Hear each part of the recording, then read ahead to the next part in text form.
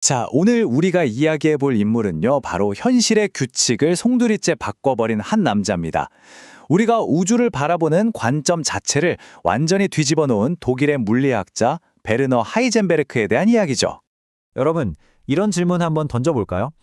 과연 우리는 이 세상에 존재하는 아주 작은 입자 하나에 대한 모든 것을 그것도 동시에 완벽하게 알 수 있을까요? 이게 사실 과학 역사상 가장 심오하면서도 우리를 혼란스럽게 만드는 발견의 핵심을 찌르는 질문이거든요. 자, 바로 이 질문에서부터 오늘 우리가 파헤쳐볼 핵심 개념, 바로 불확정성 원리가 시작됩니다. 이게 무슨 말이냐면요. 어떤 입자의 위치를 아주 정확하게 알려고 하면 할수록 그 입자가 어디로 얼마나 빠르게 움직이는지, 즉 운동량은 점점 더 알 수 없게 된다는 거예요. 반대도 마찬가지고요. 근데 여기서 진짜 중요한 건요. 이게 우리가 가진 장비가 부족해서 기술이 딸려서 그런 게 아니라는 겁니다. 이건 그냥 자연의 근본적인 법칙이라는 거예요. 뭐랄까, 현실 자체가 원래부터 약간 흐릿하게 설정되어 있다고나 할까요? 우리가 알 수 있는 것에는 애초에 한계가 정해져 있다는 뜻이죠. 이걸 좀 더 쉽게 이해해 볼까요?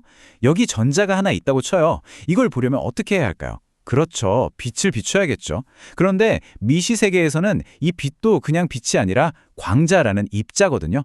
그러니까 전자를 보려면 이 광자라는 총알을 쏴서 맞춰야 하는 거예요. 자, 근데 문제가 뭐겠어요? 광자가 전자에 땅 하고 부딪히는 순간 전자는 그 충격 때문에 원래 가려던 방향과 속도가 바뀌어버립니다. 결국 무슨 얘기냐면 내가 그걸 보려고 하는 그 행위 자체가 결과를 바꿔버린다는 거죠. 정말 기가 막히죠? 아니, 근데 정말 이상하지 않나요? 우리가 사는 세상에서는 이런 일이 없잖아요. 내 차가 어디 있는지 정확히 안다고 해서 갑자기 차의 속도를 모르게 되진 않으니까요. 이렇게 우리의 일상 경험과 완전히 동떨어진 생각을 대체 누가 어떻게 해낼 수 있었을까요? 자, 이제 이 기상천외한 아이디어를 내놓은 새로운 현실의 설계자를 만나볼 시간입니다. 네, 바로 베르너 하이젠베르크입니다. 엄청난 변화와 혼돈의 시대를 온몸으로 겪으며 단련된 한 천재의 정신 속으로 한번 들어가 보겠습니다. 1901년 독일에서 태어난 하이젠베르크는요, 아버지가 고전언어학 교수였어요. 덕분에 아주 어릴 때부터 엄격한 논리 그리고 언어의 구조 같은 것들에 굉장히 익숙했죠. 이게 나중에 어떻게 도움이 되냐면 아무도 이해하지 못했던 복잡한 양자 세계를 자신만의 새로운 언어로 설명하는데 아주 중요한 밑거름이 됩니다.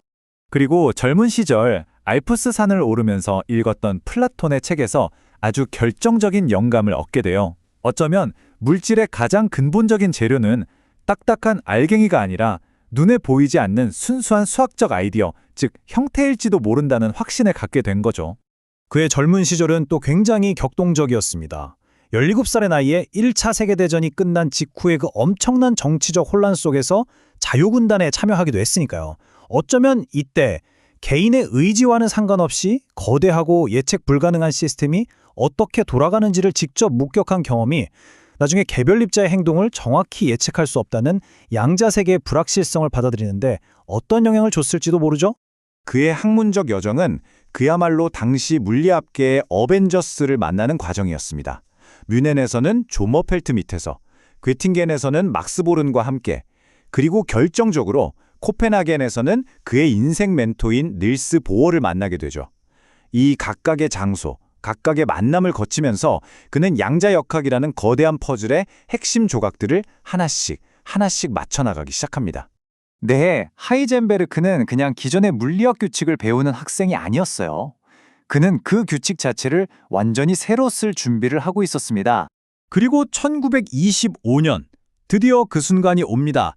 원자 내부의 기묘한 세계를 설명하기 위해서 완전히 새로운 수학적 도구를 발명해내는데요.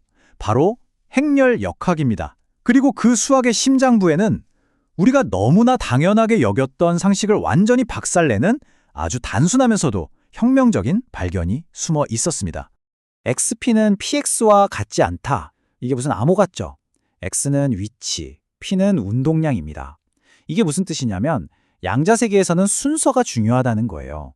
위치를 먼저 재고 운동량을 재는 것과 운동량을 먼저 재고 위치를 재는 것이 전혀 다른 결과를 낳는다는 겁니다.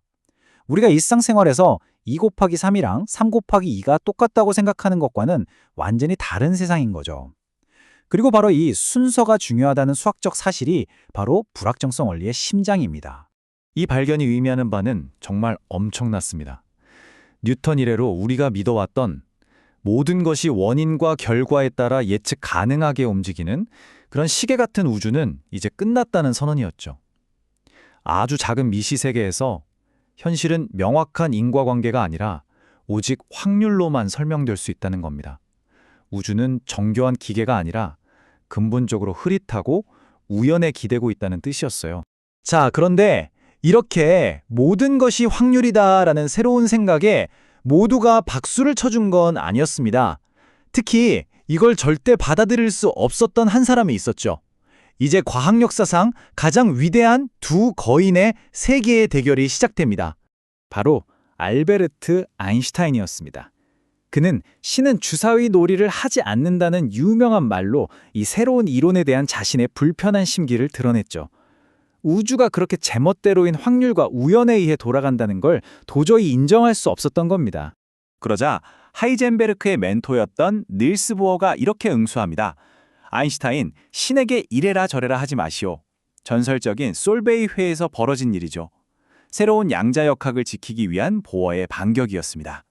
이 위대한 논쟁은 결국 보어와 하이젠베르크가 이끄는 코펜하겐 해석의 승리로 귀결됩니다.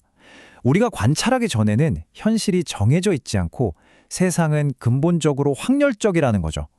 하지만 아이러니하게도 아인슈타인이 평생에 걸쳐 제기했던 그 날카로운 지문들 덕분에 양자역학은 오히려 더 탄탄하고 정교한 이론으로 발전할 수 있었습니다.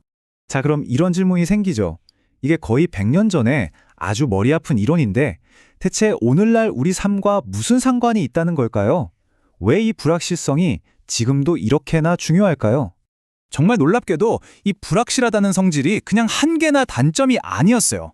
오히려 이걸 역으로 이용해서 엄청난 기술들을 만들어냈습니다. 예를 들어 텅 빈 공간에서 입자가 갑자기 생겼다 사라지는 현상, 이걸 가상입자라고 하는데요.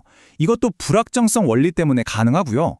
또 누군가 엿보는 순간 정보가 바뀌어버리는 성질을 이용한 해킹 불가능한 양자 암호 기술, 이 모든 게 바로 불확정성 원리가 우리에게 준 선물입니다.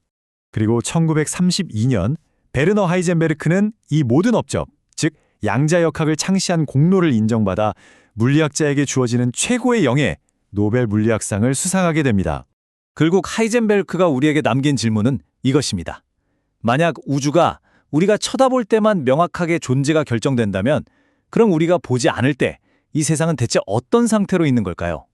이 심오하고도 우리를 한없이 겸손하게 만드는 질문이야말로 그가 우주 속 우리의 위상을 영원히 바꿔놓았다는 증거일 겁니다.